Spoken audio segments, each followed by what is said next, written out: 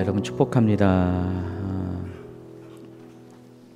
자, 오늘 시간은 지난 시간에 이어서 계시록 18장을 계속하겠습니다. 지난번에 한 60% 정도 하고 시간이 없어서 멈췄는데 오늘 나머지를 다 말씀을 드리는데 아무래도 한번 했던 것들 잠깐 점검하면서 잠깐 간단하게 점검하면서 핵심적인 것들 나누면서 다루지 못한 것들을 다루도록 하겠습니다. 우리 계시록 18장 1절부터 24절까지 이때가 아니면 못 읽으니까 이때 읽으시기 바랍니다. 같이 읽습니다. 시작. 2일 후에 다른 천사가 하늘에서 내려오는 것을 보니 큰 권세를 가졌는데 그의 영광으로 땅이 환하여지더라. 힘찬 음성으로 외쳐 이르되 무너졌도다 무너졌도다 큰 성 바벨론이요 귀신의 처소와 각종 더러운 영이 모이는 곳과 각종 더럽고 가증한 새들이 모이는 곳이 되었도다. 그 음행의 진노의 포도주로 말미암아 만국이 무너졌으며 또 땅의 왕들이 그와 더불어 음행하였으며 땅의 상인들도 그 사치의 세력으로 치부하였도다 하더라. 또 내가 들으니 하늘로부터 다른 음성이 나서 이르되 내 백성아 거기서 나와 그의 죄에 참여하지 말고 그가 받을 재앙들을 받지 말라. 그의 죄는 하늘에 사무쳤으며 하나님은 그의 불의한 일을 기억하신지라. 그가 준 그대로 그에게 주고 그의 행위대로 갑절을 갚아주고 그가 섞은 잔에도 갑절이나 섞어 그에게 주라. 그가 얼마나 자기를 영화롭게 하였으며 사치하였든지 그만큼 고통과 애통함으로 갚아주라. 그가 마음에 말하기를 나는 여왕으로 앉은 자요 가부가 아니라 결단코 애통함을 당하지 아니하리라 하니 그러므로 하루 동안에 그 재앙들이 이르리니 곧 사망과 애통함과 흉년이라. 그가 또한 불에 살라지리니 그를 심판하시는 주 하나님은 강하신 자이시니라. 그와 함께 음행하고 사치하던 땅의 왕들이 그가 불타는 연기를 보고 위하여 울고 가슴을 치며 그의 고통을 무서워하여 멀리 서서 이르되 화이또다 화이또다 큰 성 견고한 성 바벨론이여 한 시간에 내 심판이 이르렀다 하리로다. 땅의 상인들이 그를 위하여 울고 애통하는 것은 다시 그들의 상품을 사는 자가 없습니다. 그 상품은 금과 은과 보석과 진주와 세마포와 자주옷감과 비단과 불구목감이요 각종 향목과 각종 상아 그릇이요 갓집 나무와 구리와 철과 대리석으로 만든 각종 그릇이요 계피와 향료와 향과 향료와 유황과 포도주와 감난유와 고운 밀가루와 밀이요 소와 양과 말과 수레와 종들과 사람의 영혼들이라. 바벨론아 내 영혼이 탐하던 과일이 내게서 떠났으며 빛난 것들이 다 없어졌으니 사람들이 결코 이것들을 다시 보지 못하리로다. 바벨론으로 말미암아 치부한 이 상품의 상인들이 그의 고통을 무서워하여 멀리 서서 울고 애통하여 이르되 화이또다 화이또다 큰 성이여 세마포옷과 하즈옷과 붉은 옷을 입고 금과 보석과 진주로 꾸민 것인데 그러한 부가 한 시간에 망하였도다. 모든 선장과 각처를 다니는 성객들과 선원들과 바다에서 일하는 자들이 멀리 서서 그가 불타는 연기를 보고 외쳐 이르되 이 큰 성과 같은 성이 어디 있느냐 하며 티끌을 자기 머리에 뿌리고 울며 애통하여 외쳐 이르되 화이또다 화이또다 이 큰 성이여 바다에서 배 부리는 모든 자들이 너의 보배로운 상품으로 치부하였더니 한 시간에 망하였도다. 하늘과 성도들과 사도들과 선지자들아 그로 말미암아 즐거워하라. 하나님이 너희를 위하여 그에게 심판을 행하였음이라 하더라. 이에 한 힘센 선사가 큰 맷돌 같은 돌을 들어 바다에 던져 이르니 큰 성 바벨론이 이같이 비참하게 던져져 결코 다시 보이지 아니하리로다. 또 검은 것 하는 자와 풍류하는 자와 등서보는 자와 나팔 부는 자들의 소리가 결코 다시 내 안에서 들리지 아니하고 어떠한 세공업자든지 결코 다시 내 안에서 보이지 아니하고 또 맷돌 소리가 결코 다시 내 안에서 들리지 아니하고 등불빛이 결코 다시 내 안에서 비치지 아니하고 신랑과 신부의 음성이 결코 내 안에서 들리지 아니하리로다. 너희 상인들은 땅의 관족들이라. 내 복술로 말미암아 만국이 비었도다. 선지자들과 성도들과 및 땅 위에 죽임을 당한 모든 자의 피가 그 성중에서 발견되느니라 하더라. 길죠. 길고. 자, 다른 것과 달리 이거는 이렇게 단어를 제가 자세히는 설명하기가 좀 어렵습니다. 그래서 대략적인 단락의 문맥에 맞는 설명을 하도록 하겠습니다. 우리가 이 계시록 17장과 18장이 삽입장이라는 것들은 지난 강의를 통해서 설명을 드렸습니다. 삽입장의 역할은 어떤 한 사건을 특화시켜서 그것들을 구체적으로 보다 소상하게 설명하기 위한 목적으로 삽입장을 사용한다고 말씀드렸어요. 그래서 이 계시록 17장과 18장은 7 대접 심판의 뒷부분에 나오는 7번째 그 심판의 그 상황 가운데에서 일어나는 사건들을 기록한 것입니다. 그래서 17장과 18장은 서로 다른 대상에 대한 심판이지만은 결국은 같은 동질성을 가진 영적 뿌리를 가진 그런 집단에 대한 심판이라고 말씀드렸어요. 그래서 17장의 주제는 큰 음녀에 대한 심판인데 그 큰 음녀가 누구를 의미하는지를 여러분이 알고 계실 것입니다. 큰 음녀는 종교 세력을 가리킵니다. 종교 세력은 종교 세력인데 굉장히 정치적인 종교 세력이에요. 마지막 때는 정치적으로 이 종교들을 모아서 세상을 하나로 통합시키는 세력이 등장하게 될 것입니다. 그래서 그들은 세상의 모든 종교를 하나로 통합시켜서 그 통합된 신앙을 하나님이 아닌 적그리스도에게로 돌리는 그런 일들을 하게 될 것입니다. 그래서 마지막 때의 종교 통합 세력, 그리고 큰 음녀는 그 종교 통합 세력들의 모든 우두머리를 가리킵니다. 그래서 종교 통합 세력들이 굉장히 많이 있는데 각 종교마다 종교 통합 세력이 있죠. 그래서 이들을 가리켜서 이제 음녀라고 이야기한다면은 그 음녀들의 어미의 역할을 하는 것이 큰 음녀를 말합니다. 그래서 이 큰 음녀에 해당하는 후보가 지금도 있고요. 앞으로도 그 후보가 큰 음녀가 될 가능성이 현재로서는 다분합니다. 누구라고 얘기했죠? 현재로서는 큰 음녀가 될 수 있는 가장 적합한 종교 시스템을 갖고 있는 게 로마 카톨릭이고요. 그래서 로마 카톨릭의 교황권을 주목하라 그랬습니다.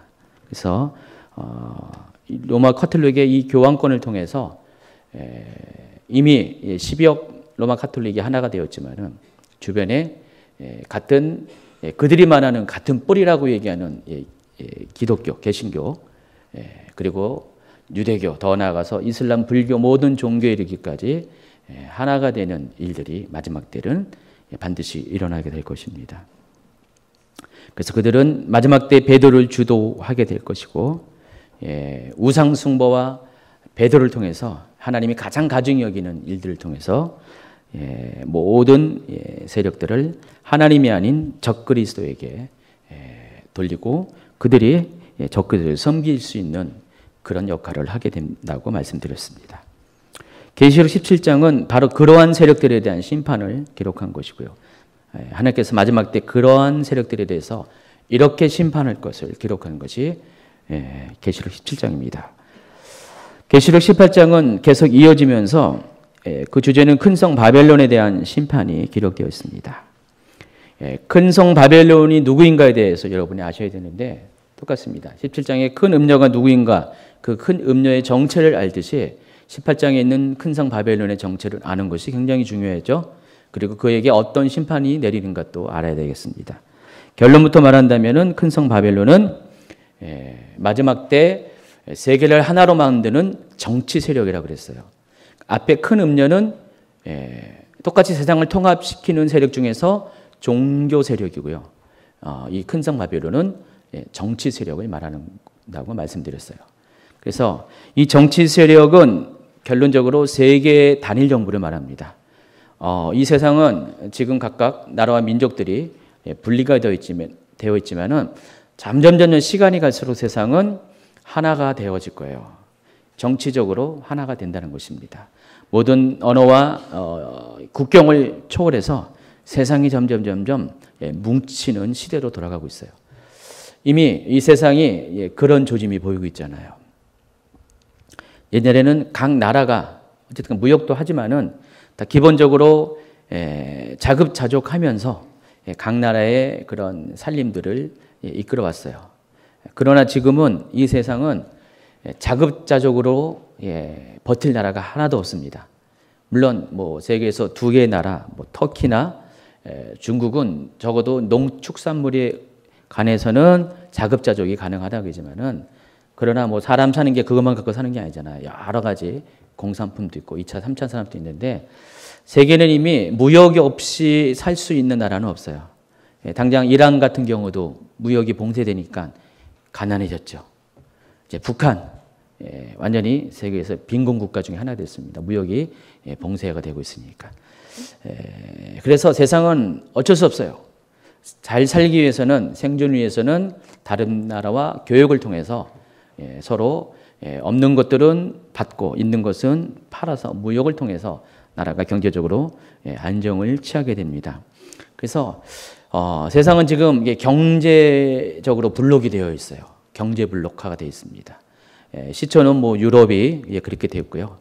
이제는 유럽이 그러다 보니까 그 블록에 대항하기 위해서 뭐 아메리카에 있는, 북아메리카에 있는 사람들, 또 아시아에 있는 사람들, 또 남미는 남미대로, 중남미는 중남미대로 이렇게 하고, 그리고 태평양 지역에 있는 사람들은 또 태평양 지역의 사람들끼리, 또 아랍과는 아랍과끼리 이렇게 점차로 나라들의 블록화 현상이 일어났습니다. 그래서 이 블록화는 대부분 경제 통합의 그런 쪽으로 가고 있죠. 그래서 경제적으로 서로가 블록이 돼가지고 서로가 어떤 경제적인 국경을 없애고 서로 관세를 낮추고, 이렇게 해서 점점 이렇게 경제 국경을 없는 그런 세상으로 나아가고 있습니다. 그런데 이제 유럽 같은 경우는 거길 뛰어넘어서 정치적으로 통합이 되어가고 있죠. 그래서 이미 유럽 의회, 유럽 대통령을 통해서 유럽은 국경이 없어졌어요.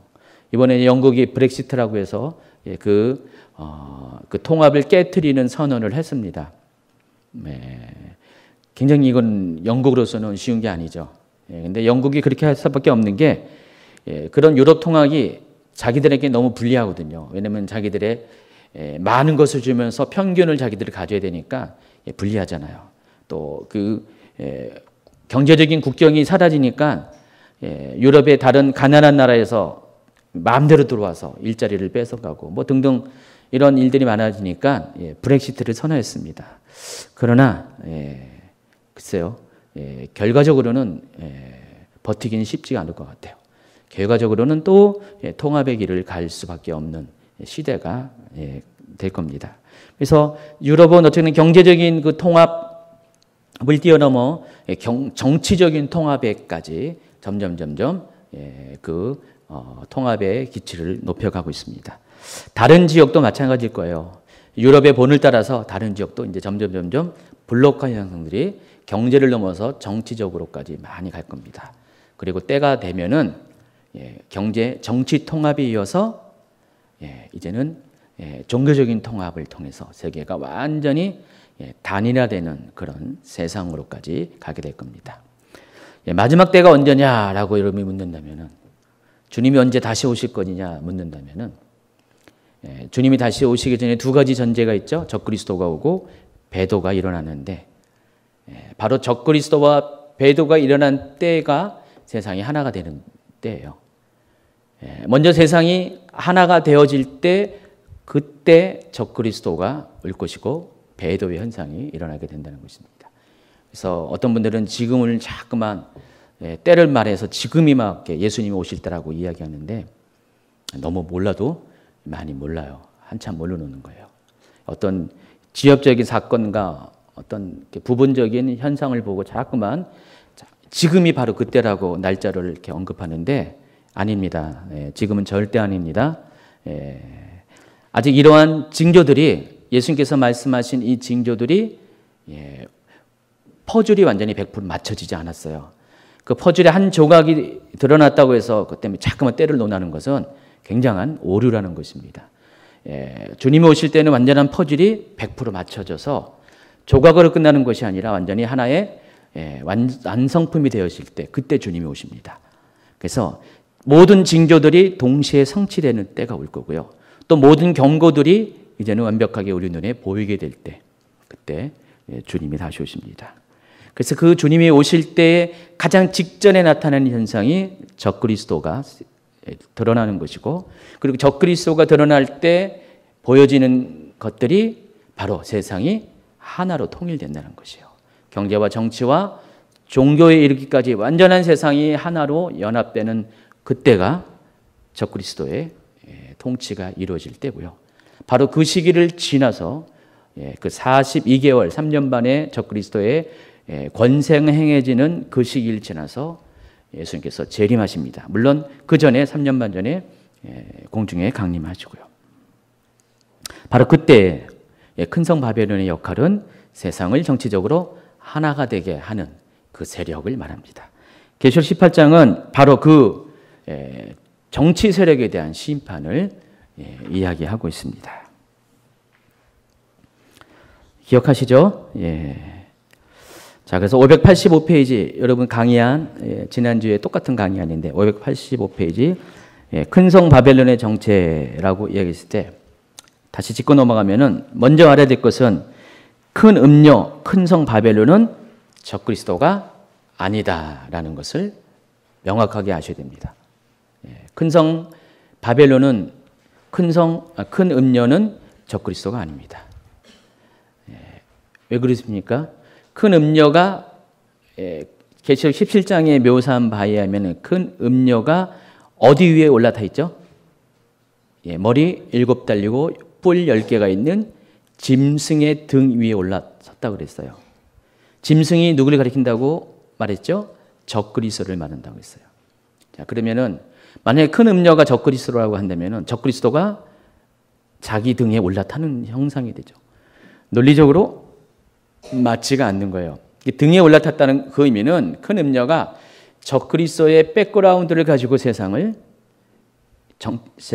정치 종교적인 권력을 행사한다는 것입니다. 예전에 중세시대 때 로마 교황이 로마 제국의 황제의 권력을 백그라운드 삼아가지고 세상을 지배했던 것처럼 정치 권력을 등에 업고 권세를 등에 업고 종교 세력이 종교 권력이 세상을 지배하게 된다는 것입니다.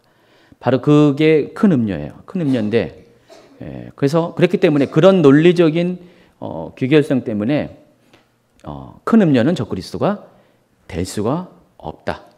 이해하시겠죠?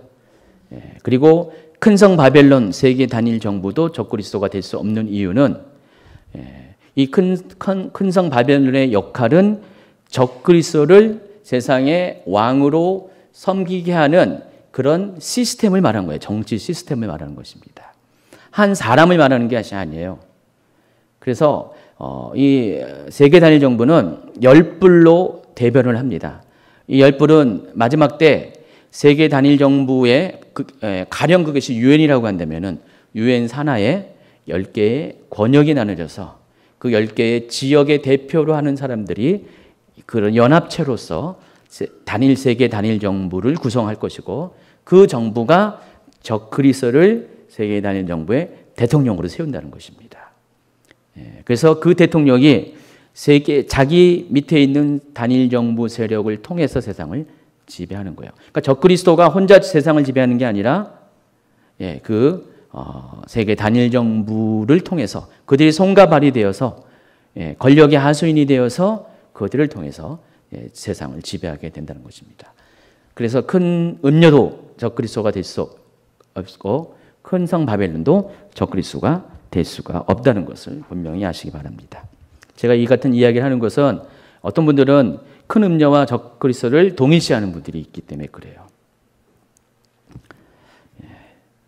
그리고 587페이지 넘어가면은 지난번에 했던 거라서 정리하는 차원에서 잠깐 핵심적인 것을 이야기합니다.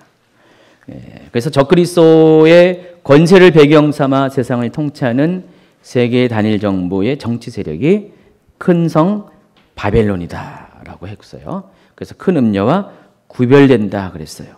그래서 그 적그리스도의 권력을 유지하기 위해서 그 권력의 손과 발이 되어주는 세력이 바로 큰 성 바벨론이고 세계 단일 정부가 될 것이라고 말씀드렸습니다. 589페이지로 넘어가겠습니다. 큰성 바벨론에 대한 심판에 관한 거죠. 계시록 18장은 특별히 문학적으로 애가 형식으로 시가 형식으로 지어졌어요.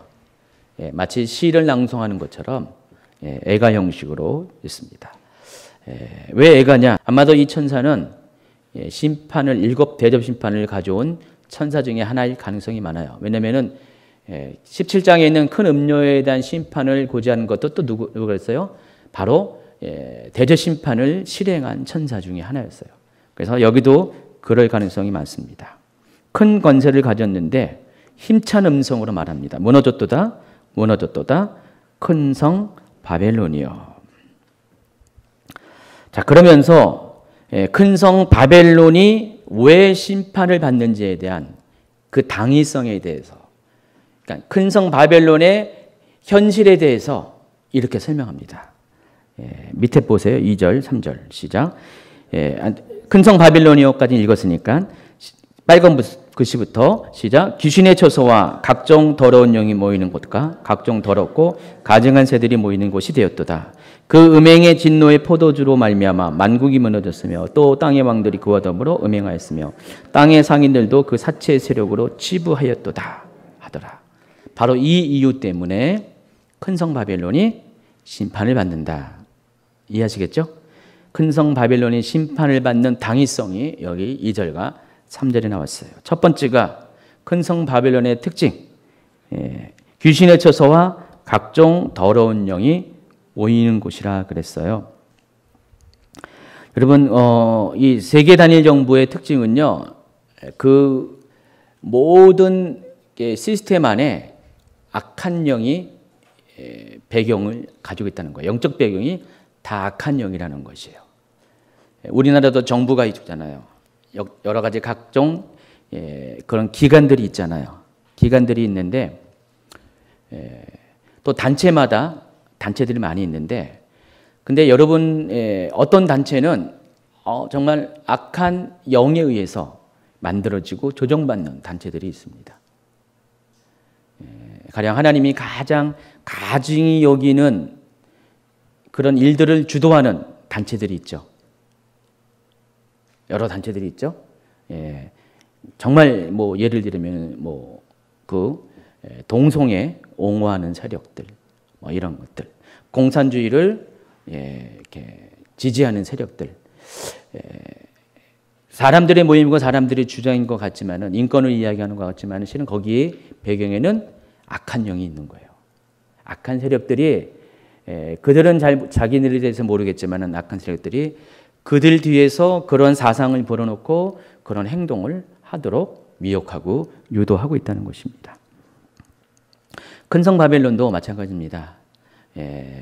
세상을 하나 되게 하는 명분을 가졌지만은 그 하나님의 목적 자체가 세상의 왕으로서 적그리스도를 세우는 목적이기 때문에 그 일을 하는 세력 또한 하나님이 당연히 그 일을 하는 건 아니잖아요. 그러니까 선과 악으로 구분한다면은, 성령과 악령으로 구분한다면은 그 일을 하는 것은 당연히 하나님을 대적하는 악한 영이 한다는 것입니다. 그래서 이 귀신의 처소, 각종 더러운 영이라고 얘기했는데, 제가 지난주에 뭐라고 했어요? 영적 전쟁의 차원에서 귀신과 악한 영은 서로 분리가 된다 그랬어요. 좀 차별성이 있다 그랬어요. 그 사단의 그 세력 가운데서 가장 낮은 단계가 귀신이에요. 디몬이에요. 그리고 올라가면 올라갈수록 영이라는 이름으로 불러요. 그러니까 가장 낮은 단계의 쫄개에 해당하는, 계급으로 쫄개에 해당하는 걸 보통 디몬이라고 합니다. 이 귀신은 사람에게 영향을 끼쳐요. 한 개인에게 영향을 끼치고 어떤 가족에게 영향을 끼칩니다. 조그만 공동체에 영향을 끼쳐요. 그러나 귀신의 단계에서 넘어간 어떤 영의 단계로 가면은 그때부터는 더 큰 세력에, 더 큰 범위에 영향을 끼쳐요. 가령 교회 공동체에 끼치는 영이 있고요. 그리고 지역에 끼치는 영이 있고요. 나라와 민족에 끼치는 영이 있습니다. 어떤 종교에 끼치는 영이 있어요. 다 그 영들이 귀신 수준이 아니라 영들이 그 공동체, 그 지역을 붙잡고 조정한다는 것입니다.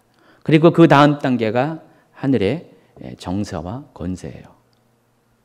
그리고 그 모든 것들을 통치하는 게 사탄입니다. 이런 레벨이 있어요. 이렇게 레벨이 있는데 지금 여기서 묘사하는 것이 그 레벨 중에서 뭘 얘기하냐면 귀신의 레벨과 각종 더러운 영의 레벨을 언급을 하는 것입니다.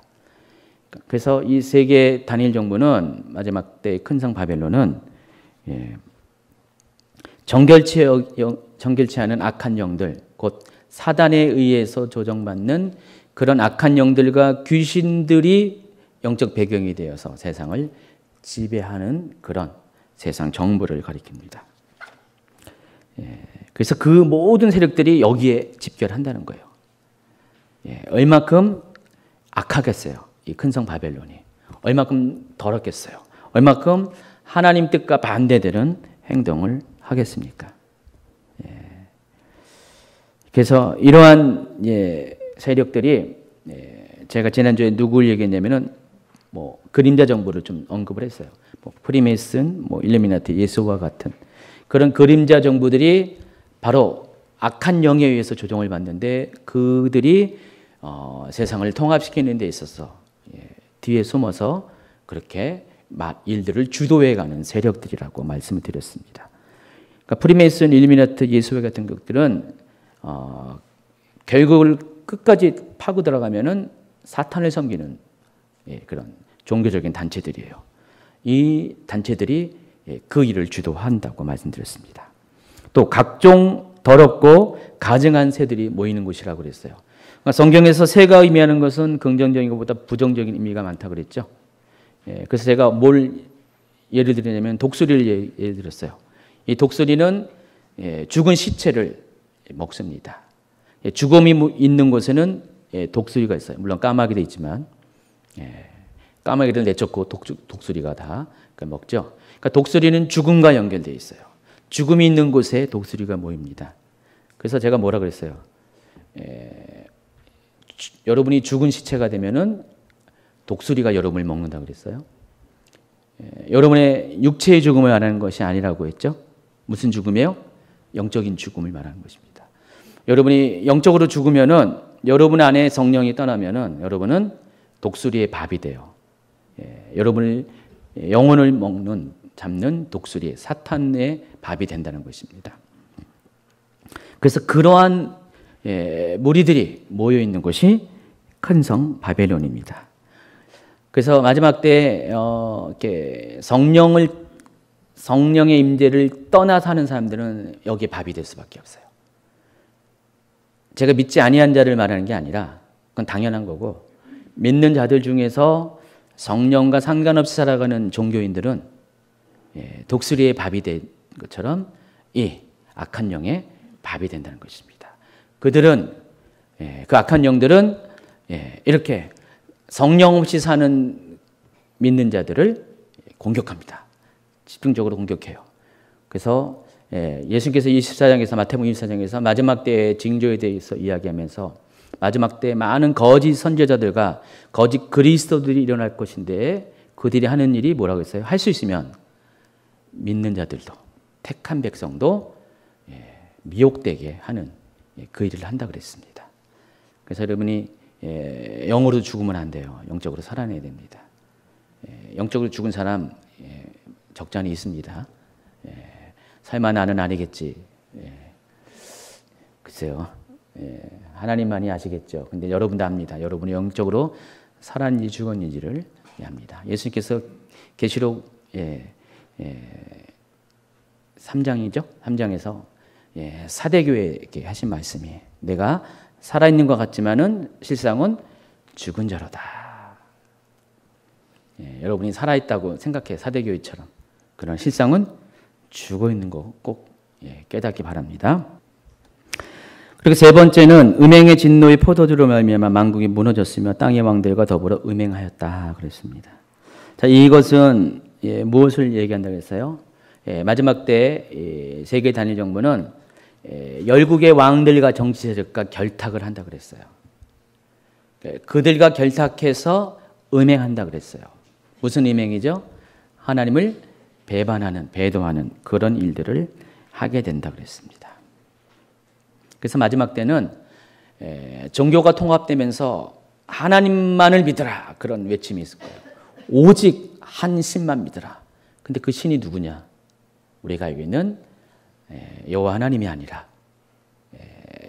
그들이 섬기고자 하는 사탄, 적그리스도를 말하는 것입니다. 그래서 제가 종교 통합 세력들이 많이 외치는 그런 모토가 있다 그랬죠. One family under God. 하나님 안에 우리는 한 가족이다라는 외침. 지금 종교 다원주의, 종교 통합 세력들이 외치는 동일한 모토예요. 그래서 이런 일들이 희한하게 다른 종교인데 계속 같은 얘기를 하고 있어요. 알고 보면 뿌리가 같아서 그렇다는 것이죠. 그리고 네 번째, 땅의 상인들도 그 사치의 세력으로 치부하였도다 그랬어요. 여기서 땅의 상인들이 의미하는 것이 이제는 경제 권력을 말하는 것입니다. 아까 땅의 왕들은 정치 권력을 말하는 것이라면은 땅의 상인들은 경제 권력을 말합니다.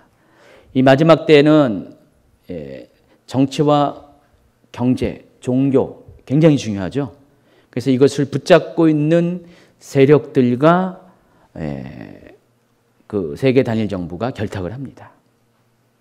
아무리 세계 단일 정부라도 그들을 따르고 그들을 뒷받침해주는 이런 각 영역의 파트너십이 필요한 거예요. 아무리 내가 어떤 힘의 권세를 가졌다 할지라도 그들이 따르지면 안 되잖아요. 결국은 이들이 기꺼이 따르게 되는 거예요. 기꺼이 따를 수 있도록 서로 정치적인 결탁이 일어나는 거예요. 그래야지만 세계 단일 정부가 완성이 되거든요. 반대하면 안 되거든요. 모두가 다 일치되거든요. 아, 그래, 좋다. 그렇게 해야지. 라는 동의가 있어야 된다는 것입니다.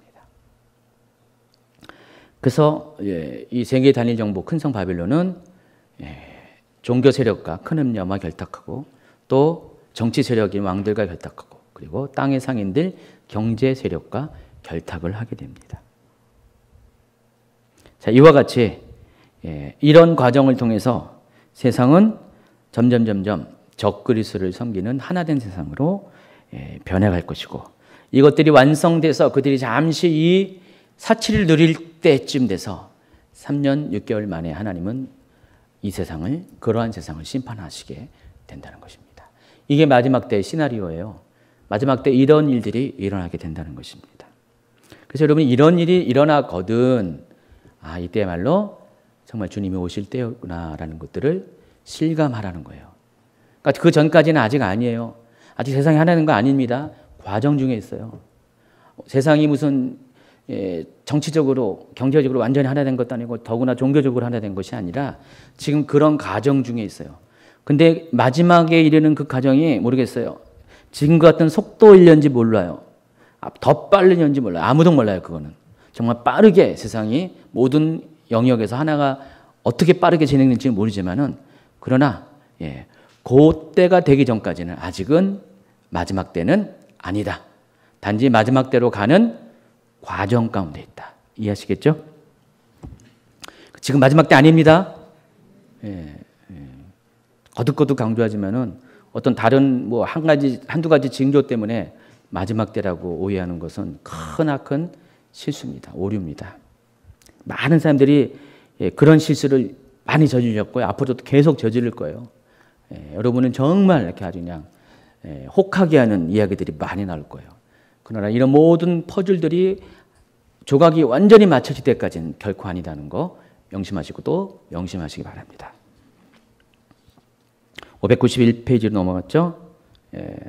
하늘로부터 음성이 들립니다. 또 내가 들으니 4절 하늘로부터 다른 음성이 나서 이르되 내 백성아 거기서 나와 그의 죄에 참여하지 말고 그가 받을 재앙들을 받지 말라. 오늘은 여기부터 시작하는 겁니다. 지난주 여기 전에 끝냈어요.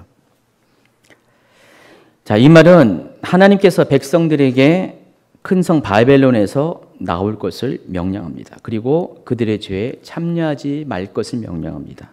또 한 가지 그들이 받을 재앙도 받지 말 것을 권고합니다. 근데 그 호칭이 뭐라 그랬어요? 내 백성아. 하나님이 하나님의 백성에게 지금 당부하시는 거예요. 하나님이 백성이 아닌 사람들에게, 믿지 아니하는 자들에게 거기서 나와라 그 말하는 게 아니라 믿는 자들에게 그 얘기를 하고 있어요. 이 말은 뭐예요?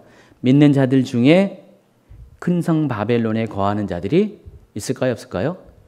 있기 때문에 그 얘기를 하는 것이에요. 마지막 때에는요, 사람들이 정말 분별하지 못해요. 똥인지 오줌인지 분별하지 못하는 사람들이 있다는 것입니다. 영적 치매가 와요. 그러니까 세포가, 영적인 세포가 죽으니까 치매가 오잖아요. 치매의 특징이 뭐죠? 기억력이 없어지잖아요. 하나님이 어떤 분인지에 대해서 사람들이 참 기억을 못해요. 하나님이 자신에게 어떻게 구원을 베풀었고, 어떻게 말씀하시고, 어떻게 정결한 삶에 대해서, 또 이와 같이 오늘 이렇게 엔타임 강의 통해서 이러한 일이 있을 것이라고 말씀했는데, 그럼에도 불구하고 치매 걸린 사람들이 많이 나온다는 것입니다. 다 잊어버려요. 다 까먹고, 다 기몰고, 다 눈멉니다. 뭐 때문에 그러겠어요? 바로 큰 성 바벨론의 화려함과 사치 때문에 그래요. 그것을 품는 자신 안에 있는 욕심 때문에 그렇다는 것입니다. 마지막 때 왜 모욕당하는지 아세요? 딴 게 아니에요. 바로 욕심 때문에 그렇습니다. 자기의 욕심에 끌려서 죄의 미혹을 받게 되는 것이에요. 지금도 그런데 마지막 때는 더욱더 그렇다는 것입니다. 두 가지 선택 중에 하나를 하게 될 때 당연히 욕심에 끌리는 게 사람들입니다.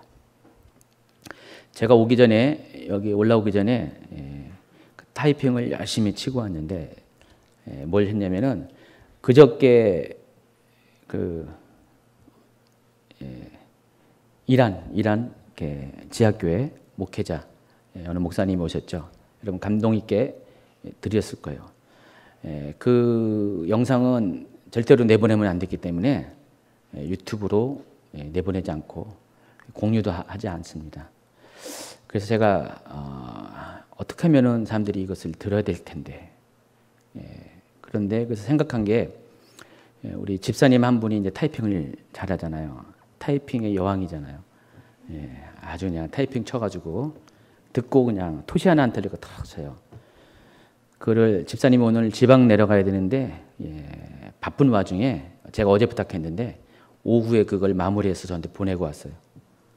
한 5시경에 보내시고 지방을 가셨는데 그걸 받아가지고 제가 지금 정리하고 있어요. 스토리를 각색하고 있습니다. 알려주면 안 되니까. 그래서 지금 한 절반 이상 좀 하고 왔는데, 그래서 그거를 이제 이따 끝나고 가서 또 이제 마무리해서 빠르면은 오늘 안으로 아니면 내일 새벽 안으로 여러분에게 공개를 할 겁니다. 공개를 해서 안 들으신 분 들으라고. 너무나 은혜가 되고 감동이 되기 때문에 현재 지금 이란은 박해받는 기독교가 박해받는 국가입니다. 이슬람 혁명 전에는 그래도 기독교가 어쨌든 간에 그 와중에 존재했었고 당국에서 탄압은 있었지만은 박해까지는 하지 않았는데 이슬람 혁명 이후에는 점점 박해가 되다가 최근에는 완전히 교회가 완전히 문 닫았어요. 그래서 지상에 존재하는 교회가 없어요. 이란은요. 다 지하교회입니다. 여기처럼 지하 1층을 말하는 게 아니라 숨겨진 교회라는 것이죠. 세상 가운데 드러나지 않는 교회. 거기 교회 목회자입니다. 아버지에 이어서 대를 위해서 지금 그런 일을 하고 계신데 아버지는 순교하셨고요. 순교하시는 아버지를 보고 또다시 자기도 아버지의 바톤을 이어서 그 길을 가고 계시고요. 이분이 이것도 날짜를 얘기하면 안 되니까 자주간 장기간 동안에 감옥에 gat혔어요. 독방에 갇히고 사단이 계속해서 여러 가지 방법으로 회유하고 또 여기 두려움을 갖다 주고 그러다가 이분이 그 고비고비를 막 넘겼다고 했잖아요. 넘기는데 이 핍박받고 이렇게 박해받고 고문받는 사람들에게 사단이 하는 그 말이 뭐냐면은 그거예요. 너 왜 자꾸만 고집부리냐? 네가 속 시원하게 신앙을 부인하고, 이분 같은 경우는 그 믿는 자들의 명단을 다 이렇게 폭로하면은 너도 살고 네 가족도 살지 않냐? 왜 이렇게 멍청한 짓을 하냐? 왜 네 아버지가 갔던 길을 가냐? 이 목사님이 반복되는 그 긴 시간 동안에 반복되는 시간 동안에 심신이 쇠약해지니까, 빛이 안 보이니까 점점 믿음이 약해지고, 이대로 두면은 자기가 그를 폭로할 것 같은 그런 연약한 상태까지 왔다는 거죠. 그래서 마지막으로 그를 불렀을 때 한 번 더 그러면은 자기가 그런 상황에 이럴 것 같다라는, 가장 바닥을 쳤다 그랬습니다. 그런데 마지막으로 이 분을 데려간 고문 장소는 뭐였어요? 그 아버지가 마지막으로 고문당해 죽었던 바로 그 녹슨 의자, 바로 봐라, 네 아버지가 여기서 고집부다가 죽었다. 근데 이분이 어떻게 해요? 그때 정신이 번뜩 깨지고 믿음이 올라오면서 오히려 거꾸로 그들의 요구에 반대되는 대답을, 끝까지 나는 단 한 명도 하나님의 사람들의 백성에 대해 이름을 대지 않겠다. 죽는 줄 알았죠. 이제 마지막으로 그렇게 했으니까. 아버지처럼 죽는 줄 알았는데 하나님은 반전을 일으켜가지고 그들이 더 이상 포기하고 쫓아내보냈다 그랬어요. 그 얘기를 하셨어요. 그런 상황 가운데 정말 여러분은 어떡할까요? 지금은 그럴 거예요. 목사님 뭐 당연히 주님을 배반하지 말아야죠. 버텨야죠. 나는 할 수 있을 것입니다. 자신 있는 분도 있고, 그래도 주님이 지켜주실 것입니다 라고 말을 하는 분도 있어요. 근데 그분이 뭐라고 했어요? 제일 힘든 게 아무도 말하지 않고 아무도 들리지 않는 홀로 된 그 외로움, 홀로 된 외로움 속에서 정말 힘들었고, 그 외로움은 이 믿음을 자꾸만 깎아지게 한다고 이야기를 했습니다. 우리의 신앙은 그와 같은 상황 가운데 선택을 하게 돼 있어요. 근데 여러분의 결심과는 달리 많은 사람들이 넘어가요.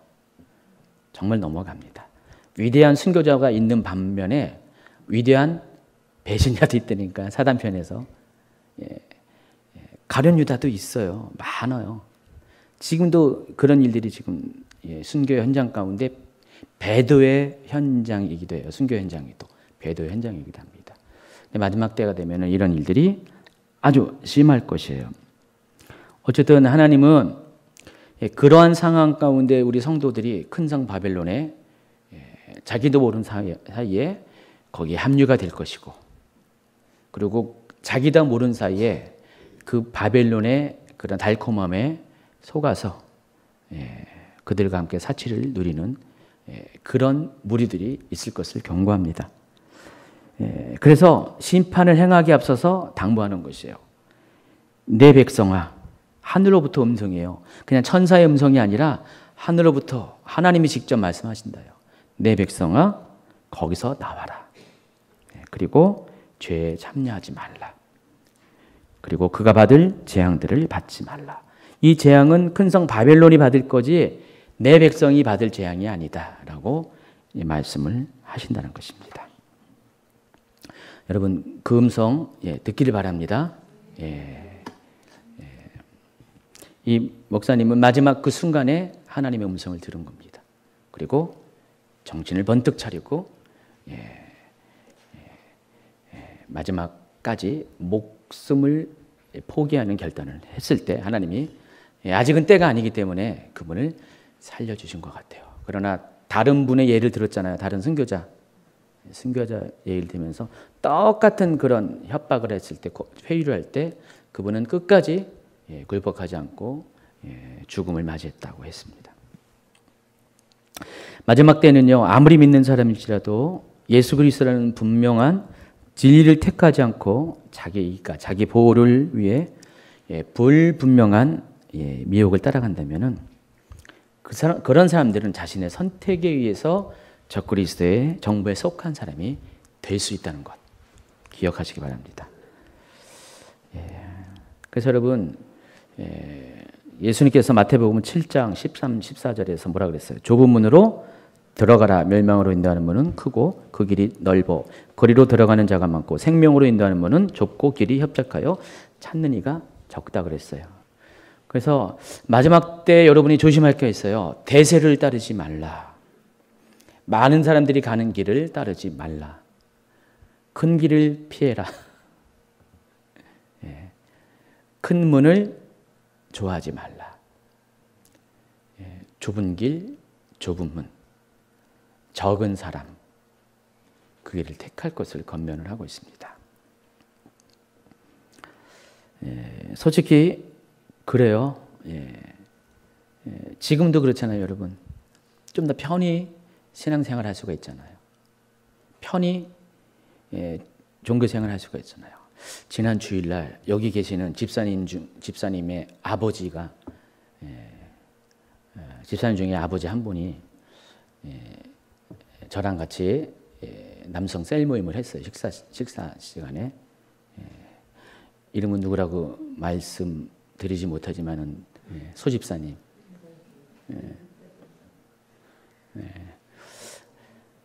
우리 소 집사님이 아버지 집사님이 이런 간증을 하시는 거예요. 목사님, 제가 미국에 있을 때 교회를 열심히 다녔습니다. 미국에 가기 전부터 한국에서부터 수십 년 동안 교회를 다녔는데 제가 정말 이해할 수 없는 게 우리 딸입니다. 우리 자식들 중에서 왜 저 딸은 저렇게 믿어도 이렇게 저렇게 믿냐? 왜 이렇게 유별나게 믿고 꼭 그렇게만 해야만 되냐 생각했대요. 아주 불만이 많았대요. 한국에 왔어요. 그리고 따님이 주임제 교회를 인도했어요. 2년 됐죠? 오신 지? 거의. 처음에는 좀 어려웠죠. 뭐 찬양도 모르시고 예배도 이런 예배가 익숙하지 않고 기도 또 육체적인 기도 잘 안 들리시고 많이 어렵고 힘들었는데 이분이 그러는 거예요. 제가요 이제사 믿음의 사람이 됐습니다. 그전에는 종교인이었고 수십 년 동안 교회를 그렇게 다녔는데 주임직에 와서 이제사 하나님의 사람이 됐습니다. 그리고요 제 딸이 얼마나 감사한지 너무나 고마운지 그 얘기를 하셨어요. 한번 박수 쳐줄까요?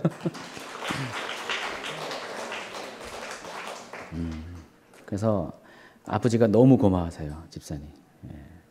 그 얘기를 막 간증하세요. 79세신데. 그러니까 그 집사님이 걸어왔던 길이 넓은 길이었어요. 정말로 넓은 길로 교회는 다녔는데 그 길은 넓은 길이었어요. 아주 쉬운 길이었어요. 그냥 세상에 원하는 요구도 충족시키고 또 그렇다고 해서 나는 교회 안 다닌 것도 아니고 양쪽을 다 겸하면서 편하게 신앙생활을 했는데 그러나 그것은 생명으로 인도하는 문이 아니었다는 것입니다. 멸망으로 인도하는 문이었고요. 이제사 생명으로 인도하는 문을 찾았기 때문에 그래서 감사하고 그 길을 인도하는 따님한테 너무나 고맙다고 그런 간증을 하셨습니다. 그 아버님이 그런데 얼마나 많은 사람들이 그러겠어요. 자기도 모르는 사이에. 지금 넓은 길을 가고 있는지도 몰라요. 편한 길을 가고 있는지도 몰라요. 그게 멸망의 길인지도 모르고 가고 있는데 사람들이 많이 가니까 그냥 사람들이 많은 길을 가면은 손해는 안 보겠지. 그렇잖아요. 대세를 따르다 보니까. 여러분 한국의 여러 가지 정치적인 상황들 이런 것들 보면은 반드시 진리 공의는 아닌 것 같아요. 사람들이 잘 모르면서 사람들한테 대세에 막 휩쓸리는 경향들도 많이 있어요. 여러 다양한 각도에서 보면은 정말 하나님 뜻보다는 인본주의적인 인간적인 뜻 이런 거에서 막 이렇게 있어요. 그래서 이제 세상은 점점 이러한 쪽으로 흘러가고 만들어 갈 겁니다. 근데 그때 여러분이 어떻게 하라고요? 분명하게 나는 대세를 따르지 않겠습니다. 나는 넓은 길을 따르지 않겠습니다. 내가 손해보는 이 있더라도 나는 좁은 길을 따르겠습니다. 적은 사람이 선택하고 위험한 길이더라도 견디기 힘든 길이라도 그 길을 걷겠습니다라는 결단이 있어야 한다는 것입니다. 하나님은 여러분에게 넓은 길과 좁은 길을 주면서 강제하지 않으세요. 여러분이 그냥 억지로 좁은 길 가라고 막 밀어놓지 않는다는 것입니다. 이 말은 선택은 여러분의 몫이에요. 그렇죠? 여러분이 선택할 수 있는 거예요. 하나님은 어느 순간도 여러분을 강제하지 않습니다. 여러분이 선택해서 가는 길이고 그 길에 대한 대가는 여러분 자신이 책임져 주는 거예요. 여러분 부모님들이 여러분 잘할 때 그랬잖아요. 막 하다가 말을 더 통하지 않으면 막 화를 내면서 맘대로 해. 네 인생 네가 알아서 하는 거예요. 살고 보니까 어때요? 맞죠? 내 인생 내가 책임지는 거죠. 그때 부모님이 하라는 대로 따라갔으면 그때 부모님이 하라는 대로 공부하라면 하고 또 이렇게 가라면 이렇게 따라갔으면 내가 요망요꼴이 아닐 텐데 내가 그때 내 선택 위해서 요망요꼴이 된 분들이 여기 한 두 분 계시죠? 여러분의 선택이에요. 나중에 하나님 나라도 여러분의 선택입니다. 누가 책임지지 않아요. 부모가 책임지지 않고 친구가 책임지지 않고 아내와 남편이 책임져 주지 않습니다. 죄송하지만 하나님도 책임지는 게 아니에요. 여러분이 선택하는 거예요. 하나님은 길을 보여주시고 권면하시고 선택은 여러분의 몫입니다. 그래서 좁은 문, 좁은 길로 가시는 여러분 되길 바랍니다. 또 계속해서 15절에서는요. 거짓 선지자들을 삼갈 것을 명령하였어요. 마태복음 7장 15절. 거짓 선지자는 누굴 가리키냐면은 넓은 길로 갈 것을 말하는 사람이에요. 지금도 거짓 선지자가 있어요. 앞으로 가면 갈수록 거짓 선지자들이 많아질 것입니다. 제가 군대 다닐 때요. 군대를 군 복무를 할 때, 그게 정확한 말이죠. 군 복무를 할 때 그때가 80년대 중반입니다. 제가 85년도에 군대 가서 87년도에 제대했어요. 벌써 30년 됐습니다. 꽤 오랜 세월 지났는데 그때 군대에 교회 다니는 사람 되게 많았었어요. 특별히 장교들은요. 교회 다니는 사람 진짜 많았어요. 당시 군 복음화율을 말하는데 40%라고 했어요. 군대에서 군인 중에서 60만 군인 중에서 40%는 한 20만 명인가요? 20만 명이 교회에 다녔다는 거예요. 대단한 숫자죠. 그때 당시 일반 세상은 복음화율이 그 절반에도 못 미쳤죠. 근데 군대 가면은 교회 다니는 사람이 많은 거예요. 특별히 장교들의 절반 이상은 다 교회 다녀요. 왜 그럴까요? 군대라는 특별한 공동체 안에서는 상관의 부하를 에게 아주 큰 영향을 주는 곳에서는 상관이 교회를 다니면은 부하도 교회를 다녀야지 좋은 거예요. 여기서는 상관이지만 교회에서는 집사님, 때로는 부대에서는 하사관인데 뭐 상사인데 자기 상관이 뭐 대령인데 군 부대 안에서는 거꾸로 장로가 될 수 있고 집사가 될 수 있고 얼마나 좋아요, 그렇죠? 제가 있었던 부대에는 사단장님이 집사님이었어요. 연대장도 집사님이고 줄줄이 다 웬만한 장교들은 다 교회 다니더라고요. 물론 제가 본 분들은 신앙들이 다 좋았어요. 정말 좋았어요. 근데 그렇지 않은 분들도 많이 있는 것도 사실이에요. 제가 이 얘기를 왜 하냐면은 우리가 그런 선택을 할 수가 있다는 것입니다. 거꾸로 반대의 경우는 어떻게 돼요? 반대 선택할 수 있어요. 군대에 불교 다니는 불자들이 많으면 어떻게 돼요? 사단장부터 군단장부터 막 불교 아주 그냥 심취한 사람이 있으면은 당연히 법당 다니겠다는 사람들이 쏟아져 나올 수밖에 없어요. 그게 사람의 현실이에요.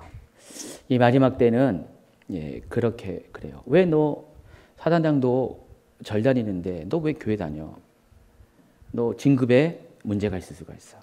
친해야지. 절에서 만나서 절에서 절하고 절을 받아야지. 뭐 그런 회의를 할 수 있고 건면할 수 있고 좋은 게 좋지 않니? 하면서 어차피 종교생활 하는데 이왕이면은 출세도 보장할 수 있고 인맥도 쌓일 수 있는 그런 곳을 가라. 회유하고 그렇게 하는 거짓 선지자들이 많이 있다는 것입니다. 그래서 넓은 길을 가라는 거예요. 솔직히 교회가 언제부터 이렇게 세상에 밟히는 모습이 된지 아세요? 교회가 부흥한 이후에. 한국 교회가 부흥을 경험한 이후에 이렇게 된 거예요. 아직 부흥의 과정 속에는 성도들이 정결했어요. 빛과 소금이 됐었어요. 아직 가난한 자들이 많았었어요. 가난한 자들이 교회에 와서 그때 당시에는 하도 뭐 복을 얘기했잖아요. 뭐 삼박자 축복도 얘기하고요. 여러분 그 순복음교회 특징이 뭔지 아세요? 가난한 사람, 무식한 사람, 못 배운 사람이 많이 오는 교회. 옛날엔 그렇게 인식을 했었어요. 지금은 아니에요. 옛날에는 그랬었어요. 왜냐면은 그 조영기 목사님이 그렇게 가르쳤거든요. 삼박자 축복해가지고. 저 성결교에서 사중복음 얘기했잖아요. 거기다 하나 더 오중복음, 복을 하나 더 집어넣었잖아요. 중생, 성결, 신유, 재림, 축복. 그리고 축복도 나눠가지고 삼박자. 내 영혼이 닿는 거지. 내가 범사에 되고 강건케 되는 것. 이런 것들 많이 알고 있잖아요. 뭐 전혀 뭐 틀린 말은 아니지만은 그 관점이 기복적인 곳에 많이 꽂혀 있다는 것. 그러다 보니까 그런 분들이 많이 교회 왔어요. 실은 열심을 다했고요. 하나님이 또 축복하셨어요. 가지고 부자가 됐어요. 세상에 어떤 위치에 올랐어요. 실은 그때부터가 문제죠. 교회가 성도들이 교회가 귀족화가 되면서 대형 교회가 막 생기면서 담임 목사 스스로도 옛날에는 다 이렇게 염소 젖자 가지고 젖사세요 하면서 장사하면서 교회를 세웠던 분들이 있었어요. 제가 옛날에 섬겼던 교회 담임 목사님 간 중에서 아주 많이 나왔거든요. 근데 지금 대형 교회가 되니까 어떻게 돼요? 목회자부터 귀족화가 됩니다. 세속화가 되고 타락화가 되고 성도들도 그렇고요. 그러니까 어떻게 돼요? 사람들이 빛을 잃어버려요. 소금의 맛을 잃어버립니다. 그 세상을 즐길 줄 아는 문화로 바뀌어버리니까 교회는 믿음의 공동체가 아니라 어떤 사람들의 친목을 위해서 서로의 유익을 위해서 모이는 그런 공동체로 자꾸만 변질됩니다. 복음 사라지고 껍데기만 남게 됩니다. 자, 이런 일들이 그 부흥을 경험한 이후에 일어나고 있어요. 그리고 계속 이런 것들이 그런 쪽으로 흘러가고 있는 게 요즘의 현실이에요. 마지막 때도 이 흐름은 계속 갈 것입니다. 지금은 또 한층 더 떠서 긍정적인 마인드로 이야기하는 분들이 많이 있습니다. 믿음을 긍정의 힘으로 표시합니다. 저 유명한 미국의 레이크우드 교회인가요? 조엘 오스틴 같은 대표적인 케이스죠. 그런 분들의 특징은 복음을 그렇게 왜곡시키는 거예요. 긍정적인 마인드로, 긍정의 힘으로 왜곡시키는 거예요. 그래서 모든 것들이 내가 긍정적으로 생각하는 대로 되어진다는 그런 논리. 이미 뭐 미국의 유명한 어떤 목회자부터 이런 것들이 긍정의 힘이 시작돼가지고 조엘 오스틴에 가서 꽃을 피우죠. 그리고 많은 대형 교회 목회자들이 자꾸만 그런 가르침을 많이 하는 거예요. 믿음을 자꾸만 왜곡시키는 거예요. 미국의 믿음의 본질을 정수를 왜곡시켜가지고 혼탁하게 만들어버립니다. 이런 일들이 지금 많이 일어나고 있어요. 여러 가지 어떤 다양한 그런 방식과 현장 가운데서 복음을 왜곡시키는 일들이 지금 다양하게 일어나고 있고요. 그리고 그 모든 흐름들을 끌고 가는 것이 교회의 기득권층이라는 거죠. 교회에서 이미 어느 정도 종교적인 성취를 본 그런 곳에서 많이 그런 일을 하고 있다는 것이죠. 물론 모든 대형 교회가 모든 큰 교회 목사님들이 다 그래서 하는 건 아닌데 그런 경향들이 많다는 것입니다. 그러다 보니까 거기에 영향을 받는 성도들이 생겨나고 그 교회에 속한 분들은 자기도 모르는 사이에 그게 진리인 줄 알고 그렇게 따라가고 있습니다. 그게 지금의 현실이라는 것입니다. 거기에는 성경의 진리는 빠져 있고요. 특별히 성령을 빠져 있습니다. 지금 여러분에게 내 백성아 그곳에서 나오라고 했는데 제가 또 이 말을 하면 또 그 교회에서 나오라고 했습니다 목사님이 또 그렇게 이해하는 분들 계시죠. 뭐 마음대로 이해하시면 이해하세요. 근데 제가 말한 건 그 어떤 특정한 교회를 말한 게 아니라 그러한 영적인 흐름 가운데서 벗어나라는 것입니다. 그렇게 했다간 큰일 나요. 한참 WCC 논쟁 때문에 성도들이 한 몇 년 동안에 WCC 찬성하지 않는 교회들을 찾아서 막 이렇게 탈출하는 일들이 있었어요. 제가 속한 교단만 해도요, WCC 반대하는 목회자들이 많이 왔어요. 단 한 가지, 이쪽 교단은 WCC 반대한다. 내가 속했던 교단은 WCC 찬성하는데, 근데 이게 같은 뿌리거든요. 그러니까 이렇게 옮겨온 거예요. 그래서 제가 있는 교단이 제가 그 교단에 가입한 이후로 두세 배 부흥했다니까요. 지방회가. 많은 분들이 왔어요, 거기. 그거 하나 때문에. 왜 왔습니까? 물어보면은 WCC 반대해서요. 더 이상 있을 수가 없어서요. 목사님들도 그렇고 성도들도 많이 그런 분들이 있어요. 여기 몇 분 계시죠? 그래요. WCC 때문에 오신 분들. 근데 그런 것도 만약에 WCC가 여러분 생각에 진리가 아니고 그것이 바로 여기서 말하는 이러한 이 큰 성 바벨론에 속한 곳이라면은 당연히 어떻게 해요? 거기서 나와야죠. 내 백성아 거기서 나오라 그랬어요. 그 더러움에 참여하지 말라 그랬어요. 왜냐면은 그 재앙을 가만히 있다간 너도 받게 되니까. 지금 현실적인 것이에요. 지금 이야기는 실제적인 것입니다. 여러분 진리가 아닌 곳에는 들어가면 안 되고 설사 들어가 있더라도 빨리 나와야 됩니다. 계속 머물러 있으면 큰일 납니다.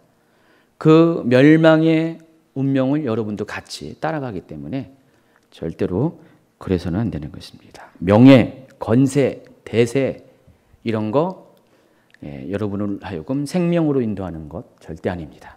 자칫 여러분 이 정도쯤이야라고 생각하는 것에서 속히 깨어나서 떠나시기 바랍니다. 지금 나와야 합니다. 계시록 14장에 보면은 14만 4천 명을 이야기하면서 14만 4천 명을 기준으로 우리가 어떠한 삶을 살 것을 가르쳐 줍니다. 4절에 보니까 이 사람들은 같이 읽겠습니다. 여자와 더불어 더럽히지 아니하고 순결한 자라. 어린 양이 어디로 인도하든지 따라가는 자.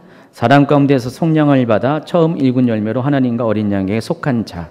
그 입에 거짓말이 없고 흠이 없는 자. 자, 네 가지 14만 4천 명의 조건을 이야기하죠. 이미 다 설명했어요. 이미 지난 강의를 통해서.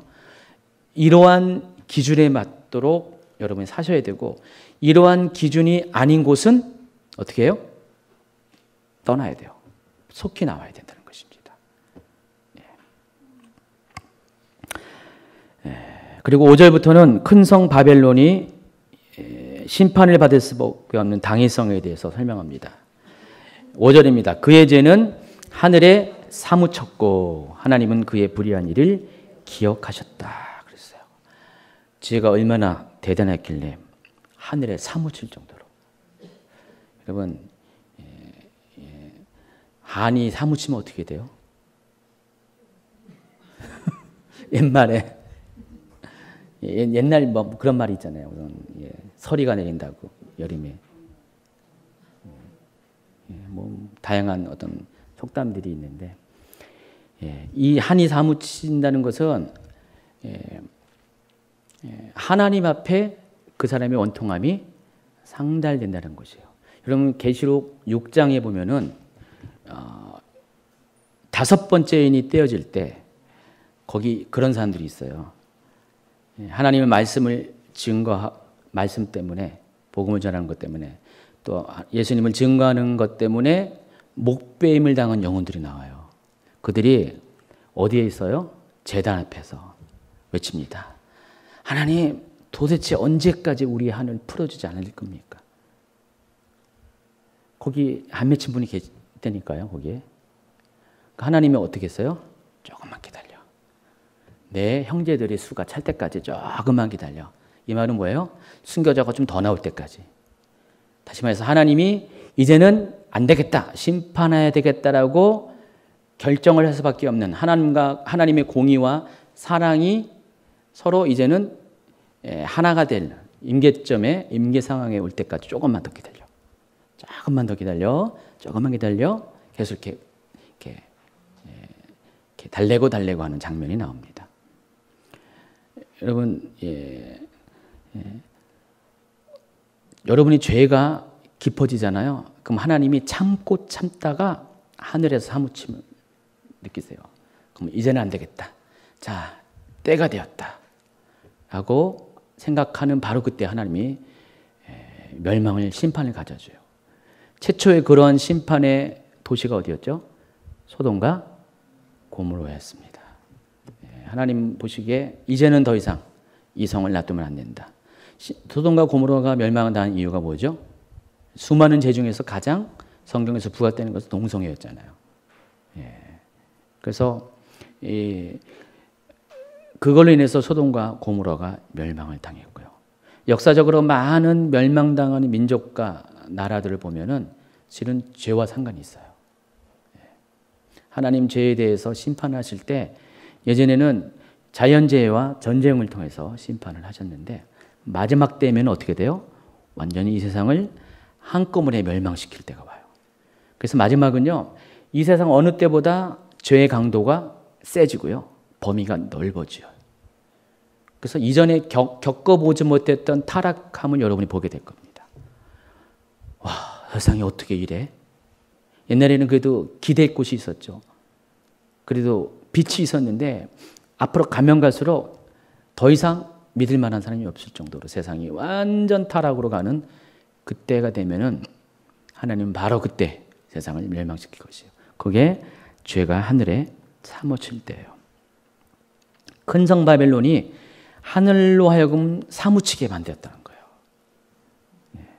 그래서 한의 원한의 임계점에 이르게 했다는 것입니다. 그래서 심판은 그냥 되는 것이 아니라 하나님 마음이 아니에요. 하나님도 질서대로 자신의 행동을 결정하시는데 심판은 하나님의 공의가 발휘가 될 때, 실행될 때 심판이 일어나는 거예요. 그래서 구원은 하나님의 은혜지만은 심판은 자기의 행위대로, 행위의 결과로 되어지는 것을 여러분이 꼭 명심해야 됩니다. 근데 바벨론은 그래요. 나는 결코 망하지 않을 거야. 나는 여왕인데 나는 과부가 되지 않을 거야. 여러분 중에서 그런 분이 있잖아요.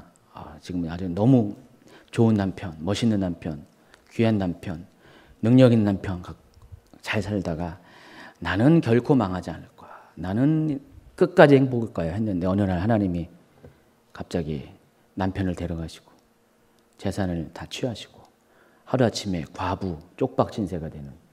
그래서 뭐라고 했어요? 인생사 세옹지마. 그렇게 된다니까요. 지금 바벨론이 지금 그런 거예요. 지금 3년 반 동안에 큰성 바벨론이 권력을 누리잖아요. 세상의 모든 여랑들을 결탁해가지고 모든 상인을 결탁해가지고 모든 부와 사치를 다 누리고 떵떵거리고 살고 있잖아요. 마치 로마 제국의 황제처럼 그렇게 살고 있었어요. 때문에 나는 결코 망하지 않을 것이라고. 지금 여왕처럼 살고 있으니까 나는 결코 과부처럼 되지 않을 것이라고 얘기했다는 것입니다. 나는 결코 애통함을 당하지 않을 것이라고. 실은 그때가 가장 죄악이 사무칠 때예요. 하늘에 사무칠 때.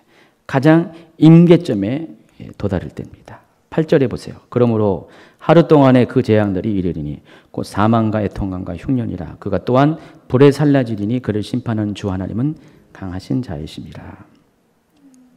그렇기 때문에 앞에 이런 원인이 있고 결과적으로 그들이 심판을 당하는데 여기 보니까 하루 동안에 뒤에 계속 왕들의 애가 상인들의 애가 바다사람의 그 뱃사람들의 애가 쪽쪽 보면은 다 똑같은 얘기예요. 한 시간 안에 심판은 순식간에 일어납니다.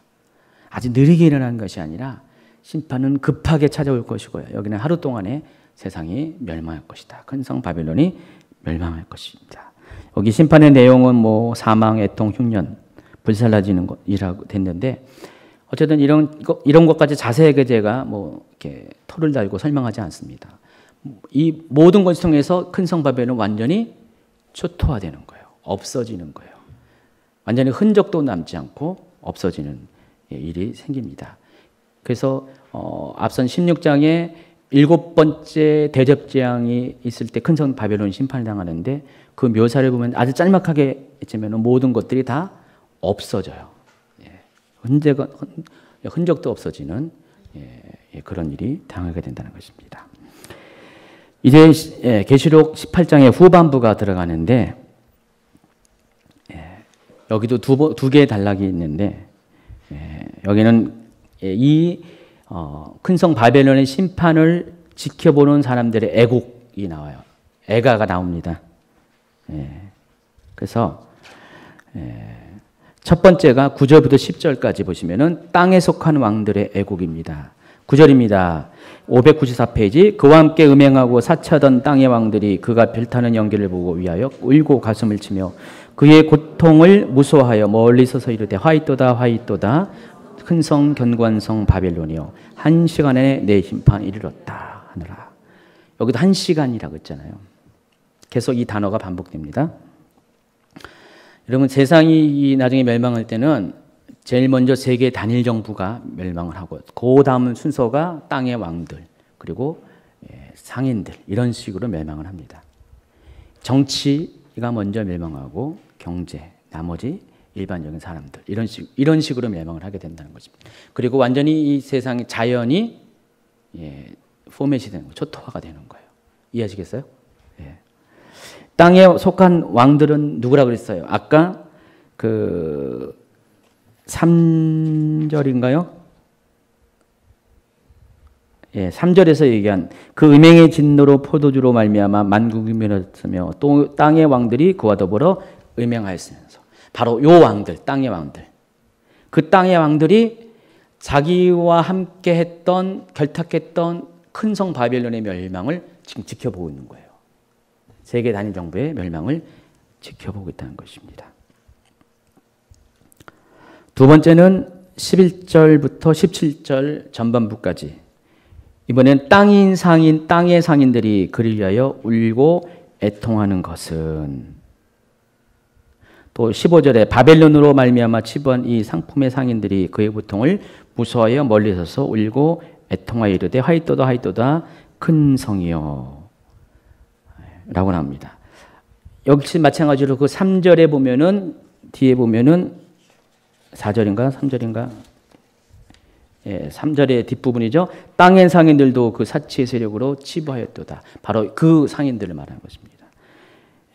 그래서 적그리스도의 정부와 함께 세계 단일 정부와 결탁해서 세상의 경제 권력을 쟁취했던 그런 사람들을 말하는 것입니다.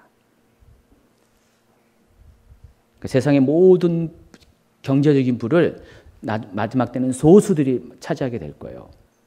1%의 소수들이 차지하게 되는데 그들은 자신의 부를 가지고 세계 단일 정부를 밀어주고 세워주는데 1등 공신이 되었고요. 그리고 그 대가로 자신 또한 경제적인 독점권 내지 이런 사치를 경제 권력을 얻게 된 그런 사람들을 말합니다. 그러면 항상 이 나라가 망하고 나라가 세워질 때는 항상 두 가지예요. 이런 한 나라 안에서는 지방 정치 세력들, 토호들이죠. 그리고 경제력을 갖고 있는 무슨 대상들, 이런 사람들이 어떤 사람을 밀어줘야지 왕권을 탈취하거든요. 이 마지막에 똑같다는 거예요. 그러니까 두 가지 세력들이 그렇게 같이 연합해가지고 세계 단일 정부가 세워졌는데, 그런데 그들이 눈앞에 자기가 밀어줬던 세계 단일 정부가 멸망하는 것을 보게 된다는 것입니다. 그래서 그것을 보고 애통하는 장면이 여기 나오는 거예요. 그 시가로 쓴 겁니다. 한 가지가 더 추가되는데 595페이지 보니까 선인들, 뱃사람들의 애곡이 나옵니다. 17절. 그러한 부가 한 시간에 망하였다. 여기도 한 시간이잖아요. 모든 선장과 각처를 다니는 성객들과 선원들과 바다에 일하는 자들이 멀리 서서 화이떠다 하이떠다 이 큰 성이여 한 시간 안에 망하였도다. 이제는 가장 멀찍이 서 있는 뱃사람들조차도 이 큰 성 바벨론의 멸망을 쳐다봅니다.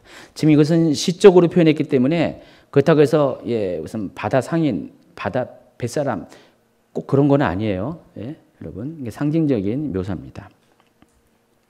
그러면서 20절에 뭐라고 했어요? 하늘과 성도들아 사도들과 선지자들아 그로 말미암아 즐거워라. 하나님이 너희를 위하여 그에게 심판을 행하셨습니다. 다음 주에 19장, 계시록 19장 이야기를 할 겁니다. 어린 양의 혼인잔치에 대해서 이야기할 건데, 어린 양의 혼인잔치가 예비되었다는 것으로 인한 하늘에서의 허다한 음성을 통한 찬양이 나와요. 근데 거기 보면은 허다한 음성이 두 가지를 언급을 하는데, 첫 번째는 큰 음료의 멸망에 대해서 언급하면서 그렇게 행하신 하나님을 찬양하는 장면이 첫 번째 나오고요.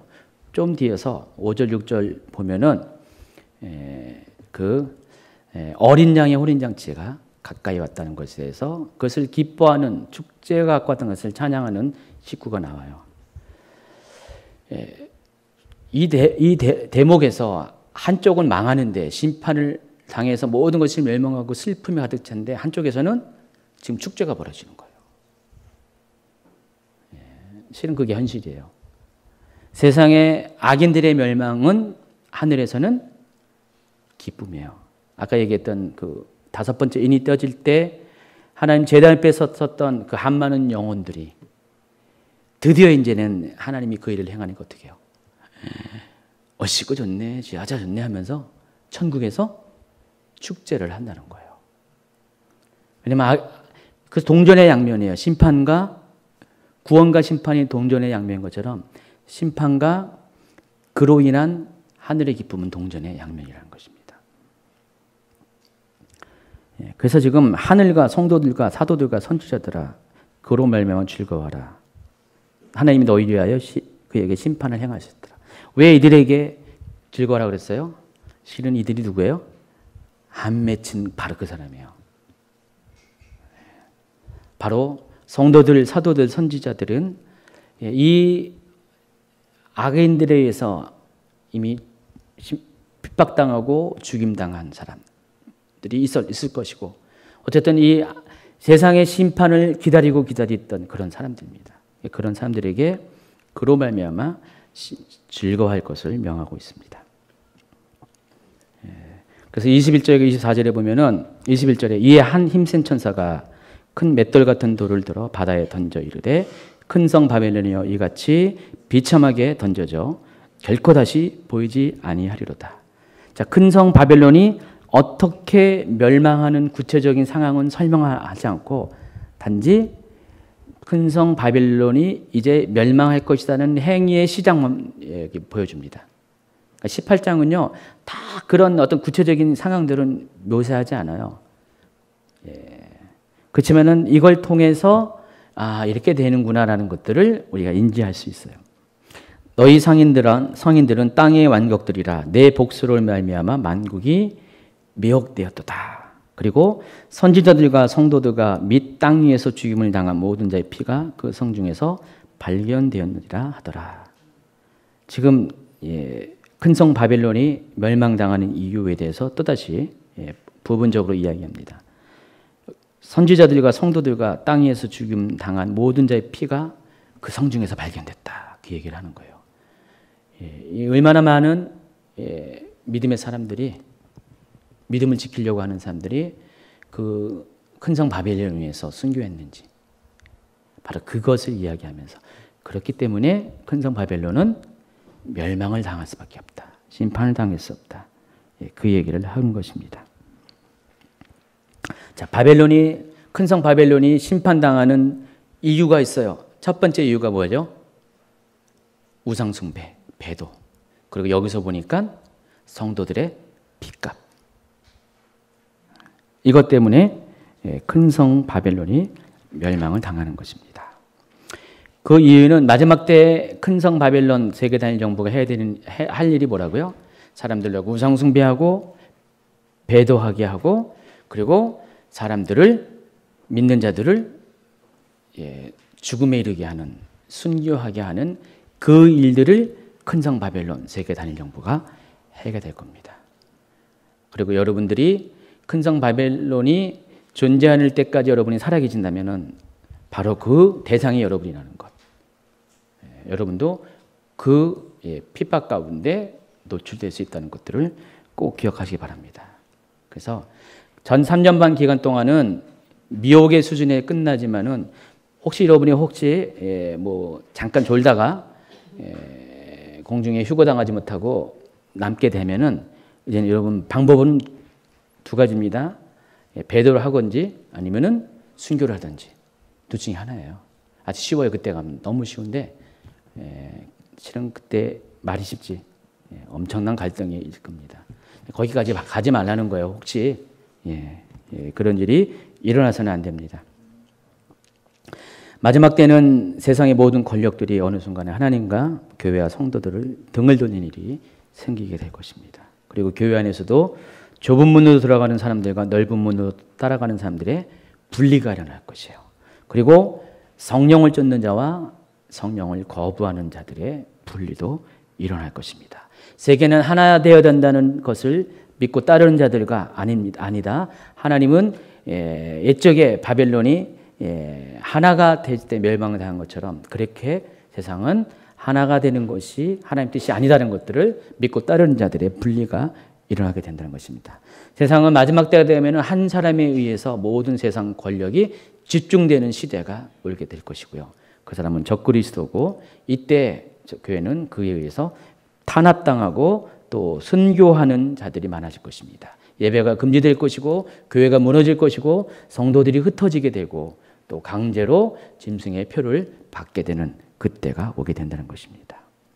자, 이런 일이 오거든, 조짐이라도 보거든, 여러분의 얼굴에 있는 기미가 거기서 또 보이게 되거든, 참된 성도들은 그 성에서 벗어나야 됩니다.